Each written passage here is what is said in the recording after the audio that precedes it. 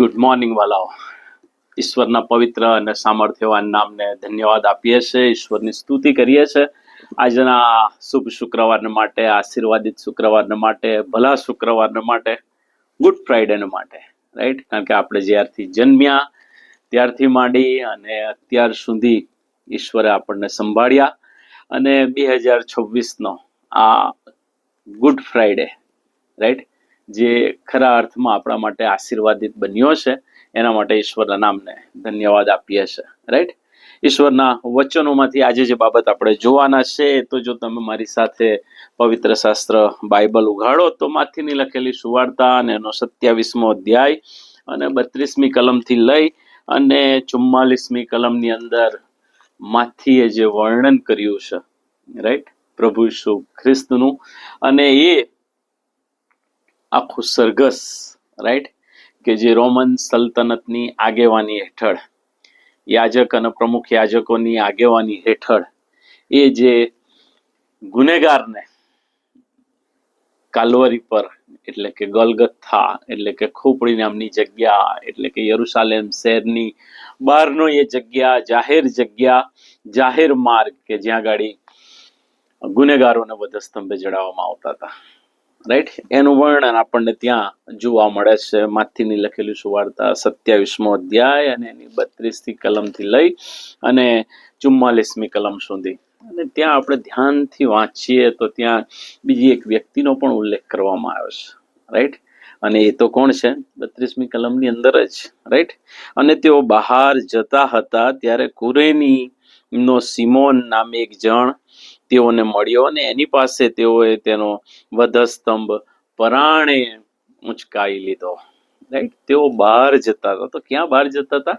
યરુશાલેમ શહેરની બહાર જ્યારે એ સરઘસ નીકળી રહેલું, એ ગુનેગારોને, રાઈટ, એમની સમજણ પ્રમાણે, એ રોમન સલ્તનત સમજણ પ્રમાણે, એ યહૂદી સમજણ પ્રમાણે, રાઈટ, એ 3 ગુનેગાર એટલે કે પ્રભુ ઈસુ ખ્રિસ્ત અને પેલા 2 ચોર, રાઈટ, એ વધસ્તંભ પર જડવાને માટે લઈ જવામાં આવતા હતા. અને ત્યારે ત્યાં ગાડી કુરેનીનો સિમોન એ ત્યાં ગાડી તેઓને મળે છે, રાઈટ, અને એની પાસે એ વધસ્તંભ પરાણે ઉંચકાવી લેવામાં આવે છે, રાઈટ. અને પછી એ આગળ જોઈએ છે આપણે કે ગલગથા નામની એ જગ્યા કે જે ખોપરીની જગ્યા કહેવાય છે, ત્યાં પહોંચે છે.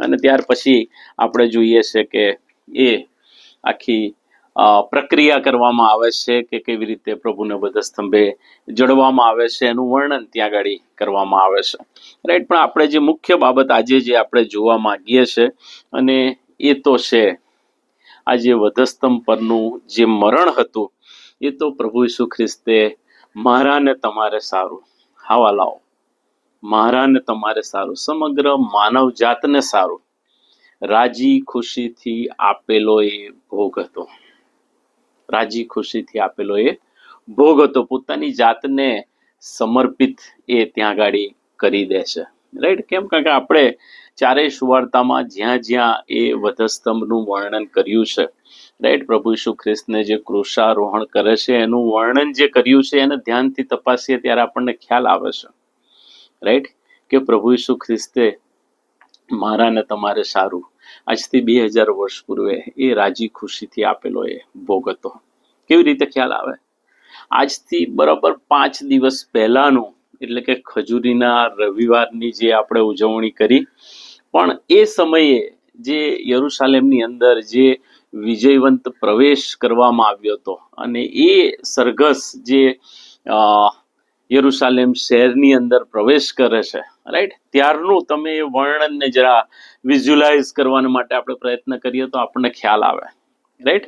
એ ખોલકા પર, એટલે કે ગધેડાના વછેરા પર પ્રભુ ઈસુ ખ્રિસ્ત બેઠા છે, અને પ્રભુ ઈસુ ખ્રિસ્તના શિષ્યો એ આસપાસ ચાલતા હોય છે, ત્યારે ઠાઠ માઠથી ચાલતા હશે, રાઈટ, પૂરી ગરદન અક્કડ રાખીને, છાતી ફૂલાઈને, રાઈટ, અને પ્રભુની પ્રભુની નજીકની નજીકે ચાલતા હશે, જાણે એમનો સિક્યુરિટી ગાર્ડ હોય એ રીતે, રાઈટ. અને એ પાસ્ખા પર્વમાં આવેલી દેશ વિદેશની એ યહૂદી પ્રજા જ્યાં ભેગી થઈ હતી, રાઈટ, એ એની સાથે જોડાય છે અને શું પુકારવામાં આવે છે? હોસાના, હોસાના. રાઈટ? જે આવે છે પ્રભુના નામે એ આશીર્વાદિત હો, આશીર્વાદિત હો. જોશ જોશથી એ પુકાર કરવામાં આવે છે. રાઈટ? બરાબર. પણ એ પુકાર આજે બદલેલો જોવા મળે છે. એમના સૂર આજે બદલેલા જોવા મળે છે. ત્યારે પુકારતા હતા હોશાના, હોશાના. પ્રભુને નામે જે આવે છે એને ધન્ય છે, ઈશ્વરના નામે જે આવે છે એને ધન્ય છે. અને આજે શું પુકારતા હતા? એને વધસ્તંભે જડાવો, એને વધસ્તંભે જડાવો. બારાબાસને છોડી દો પણ એને વધસ્તંભે જડાવો. એ સૂર એમના ત્યાં શું થઈ ગયેલા? બદલાઈ ગયેલા હતા. એ શિષ્યો કે જે અક્કડ ગરદન સાથે અને છાતી ફૂલાઈને પ્રભુ ઈસુ ખ્રિસ્તની લગોલગ જે ચાલતા હતા, એ શિષ્યો આજના દિવસે ક્યાં હતા? છુપાઈ ગયેલા, સંતાઈ ગયેલા, ભાગી ગયેલા, નાસી ગયેલા, નિસ્તેજ થઈ ગયેલા, નિષ્પ્રાણ થઈ ગયેલા, તિતર ભીતર થઈ ગયેલા છે. એ યાજકો અને એ પ્રમુખ યાજકો જ્યારે એ વિજયવંત સરઘસ નીકળ્યું, રાઈટ, અને પ્રભુ ઈસુ ખ્રિસ્તે યરુશલેમમાં પ્રવેશ કર્યો, ત્યારે એ લોકો ક્યાં હતા? ત્યારે નતમસ્તકે ત્યાં ઉભા હતા. કેમ? કારણ કે કશું બોલી શકાય એવું નહોતું, કારણ કે પ્રજા એટલી બધી પુષ્કળ એમની સાથે હતી, લોકો પુષ્કળ એમની સાથે હતા, અને ત્યાં વિરોધ થાય એવું નહોતું. એ યાજકોની, શાસ્ત્રીઓથી, પ્રમુખ યાજકથી, યાજકોથી, ઇવન રોમન સૈનિકો પણ હશે ત્યાં આગળ, પણ એ વિરોધ નહીં કરી શક્યા હોય. કેમ? કારણ કે એ તો લાગ જોતા હતા, અને એ લાગ એમને ગઈકાલે એટલે કે ગુરુવારની રાત્રે મળી ગયેલો. રાઈટ? આપણે જાણીએ છીએ. કેમ? કારણ કે એ યહૂદા ઇસ્કારિયોત, રાઈટ, કે જે પ્રભુની એકદમ નજીક હોવા છતાં પ્રભુથી કોષો દૂર હતો. રાઈટ? પ્રભુની સાથે ને સાથે હોવા છતાં એ પ્રભુથી માઇલો દૂર હતો, એમ આપણે કહી શકીએ. રાઈટ? અને એટલે તમે ત્યારના લોકોનો સમૂહ જુઓ, તમે ત્યારના શિષ્યોને જુઓ, તમે ત્યારના યાજકો અને પ્રમુખ યાજકો અને શાસ્ત્રીઓ અને ફરીસીઓની તમે એમની પરિસ્થિતિ જુઓ, તો આપણને ખ્યાલ આવે કે એ લોકો જાણે હવે એમને ટાઈમ મળ્યો છે, હવે એમનો સમય આવ્યો છે, હવે બાજી એમના હાથમાં છે, એમ સમજીને લોકો આગળ વધી રહેલા. પણ ખરેખર બાજી તો કોના હાથમાં હતી? પલાવ મારા તમારા તારનાર ઉદ્ધારક પ્રભુ ઈસુ ખ્રિસ્તના હાથમાં આખી બાજી હતી. અને એટલે એ રાજી ખુશીથી એમણે તમારા અને મારે સારું એ ભોગ આપ્યો હતો. રાઈટ? આપણે એ વચનો બહુ ધ્યાનથી વિચારીએ, વાંચીએ, સમજીએ ત્યારે આપણને ખ્યાલ આવે છે કે રાઈટ, નવા કરારની અંદર શરૂઆતથી લઈને અંત સુધી તમે જુઓ તો એની અંદર પ્રભુ ઈસુ ખ્રિસ્તને યાજક તરીકે, પ્રમુખ યાજક તરીકે વર્ણન કરવામાં આવ્યા છે. અને એટલે પ્રભુ ઈસુ ખ્રિસ્ત વારંવાર જ્યારે વચનો કહે છે, તમે વાંચો માર્કની લખેલી સુવાર્તા 10મો અધ્યાય અને 45ની કલમની અંદર પ્રભુ ઈસુ ખ્રિસ્ત પોતે કહે છે, શું કહે છે? માણસનો દીકરો પોતાનો જીવ આપવાને આવ્યો છે, સમર્પિત કરવાને આવ્યો છે, રાજી ખુશીથી આપવાને આવ્યો છે. રાઈટ? ત્યાર પછી તમે આગળ વાંચો યોહાનની લખેલી સુવાર્તા 10મો અધ્યાય અને 18મી કલમની અંદર પ્રભુ ઈસુ ખ્રિસ્ત બહુ સ્પષ્ટ કહે છે કે કોઈ મારી પાસેથી જીવ લેતો નથી, પણ કહે છે હું મારી પોતાની મેળે આપું છું.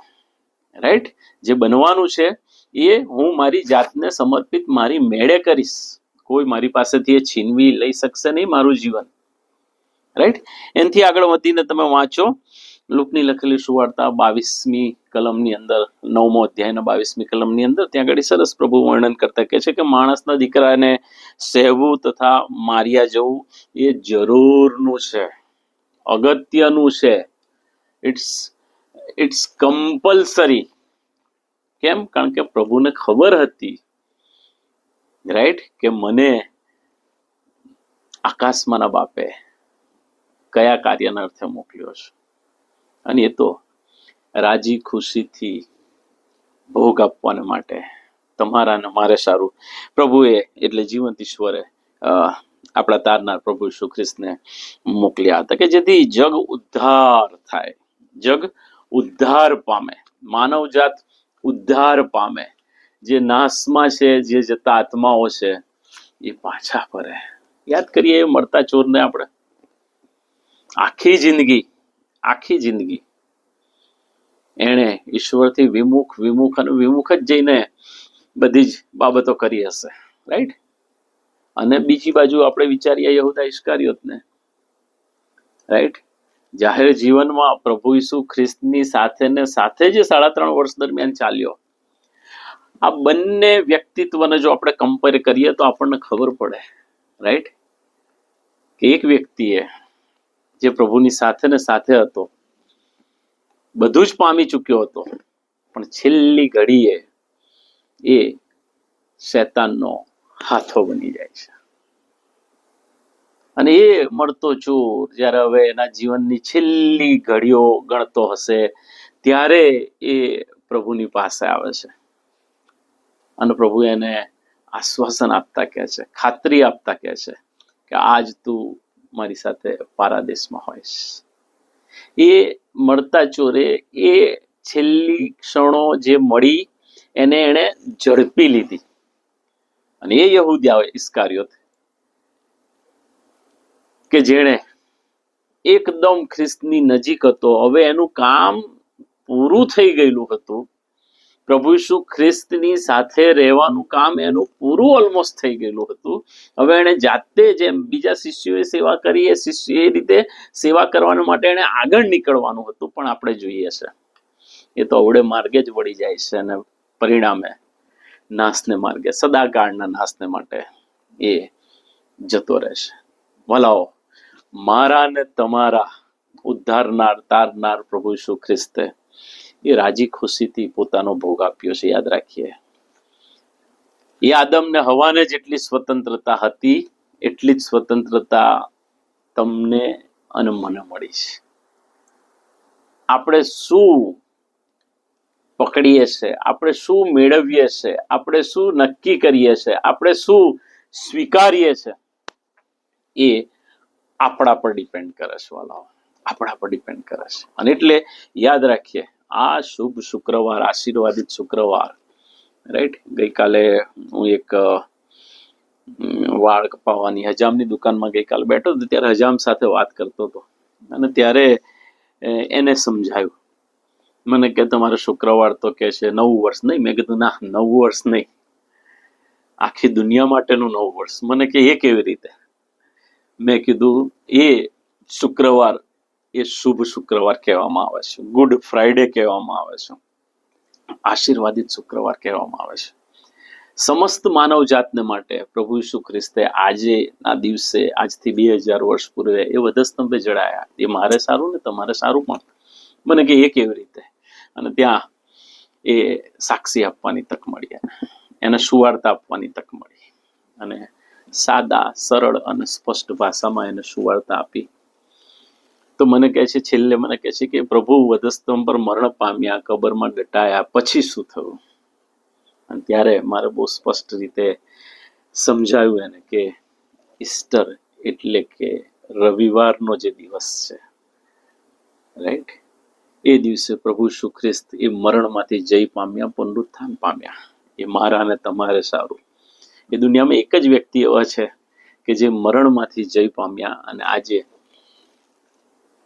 જીવંત ઈશ્વરને જમણે હાથે બિરાજમાન છે. એ મારા અને તમારે સારું. કેમ? જગ્યા તૈયાર કરવાને ગયા છે. અને સંબોધક એટલે પવિત્ર આત્મા એ મને ને તમને આપેલો છે. મને કે એ, મેં કીધું હા, તમારા અને મારા હૃદયમાં આત્મા છે. એ પ્રાણી પક્ષીઓમાં આત્મા નથી, એમનામાં શરીર ને જીવ છે. જ્યારે તમારા ને મારા અંદર, સમગ્ર માનવ જાતની અંદર પ્રાણ, શરીર અને આત્મા છે. અને એ આત્મા ઈશ્વરને શોધે છે. તમે કોને શોધો છો? મેં કીધું. અને એ જ વાત આપણ સર્વને લાગુ પડે છે. જે આત્મા તમને ને મને મળ્યો છે, રાઈટ, હા, એ આત્માને આપણે ખિન્ન તો નથી કરતા. એ આત્મા જે આપણને કહે છે એની વિરુદ્ધ તો આપણે ચાલતા નથી ને, મગજથી તો નથી ચાલતા ને. કેમ? કારણ કે તમે ને હું જાણીએ છીએ સમય બહુ પાસે છે, ખ્રિસ્તનું આગમન બહુ નજીક છે, રાઈટ? અને ત્યારે આપણે ખ્રિસ્તી હોવા છતાં પણ એ યહૂદા ઇસ્કારિયોતની જેમ વર્તવા માંગીએ છે, કે પછી એ મળતા ચોરની જેમ છેલ્લી ઘડીઓમાં, છેલ્લી ક્ષણોમાં એ તકનો આપણે ઝડપી લેવા માંગીએ છીએ, એનો લાભ લઈ લેવા માંગીએ છીએ? એ નક્કી મારે ને તમારે કરવાનું છે વાલાઓ, મારે ને તમારે કરવાનું છે. રાઈટ? પ્રભુ ઈસુ ખ્રિસ્તે રાજી ખુશીથી આપેલો ભોગ છે, યાદ રાખીએ. રાઈટ? અને એ રાજી ખુશીનો આપેલો ભોગ એ તમારા માટે આશીર્વાદ, મારા માટે આશીર્વાદ છે, જો ખ્રિસ્તને તારનારને પ્રભુ તરીકે ઓળખીએ છે તો.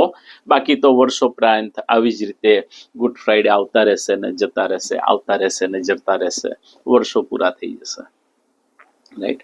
પ્રભુ આપણને આ વચનો સમજવા માટે પુષ્કળ કૃપા આપે, સહાય કરે. મે ગોડ બ્લેસ યુ.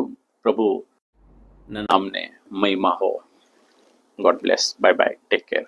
આપણે પ્રભુએ શીખવેલી પ્રાર્થના જે શિષ્યોને કરી હતી એ સાથે સાથે બોલીએ અને ત્યાર પછી આશીર્વાદ છે ઉચ્ચારવામાં આવશે. ઓ આકાશમાંના મારા બાપ, તમારું નામ પવિત્ર મનાવ, તમારું રાજ્ય આવ, જેમ આકાશમાં તેમ પૃથ્વી પર તમારી ઈચ્છા પૂરી થાય. દિવસની અમારી રોટલી આજ અમને આપો, અને જેમ અમે અમારા ઋણીઓને માફ કર્યા છે તેમ તમે અમારા ઋણો અમને માફ કરો. અમને પરીક્ષામાં ન લાવો, પણ ગુંડાઈથી અમારો છૂટકો કરો, કેમ કે રાજ્ય તથા પરાક્રમ તથા મહિમા સર્વકાળ સુધી તમારા છે. આમેન. અને હવે આપણા તારનાર પ્રભુ ઈસુ ખ્રિસ્તી કૃપા, ઈશ્વર પિતાનો પ્રેમ અને પ્રભુ પવિત્ર આત્માની મીઠી મધુરી સંગત આ પણ સર્વની સાથે હમણાંથી સદા સર્વકાળ સુધી હોજો. આમેન.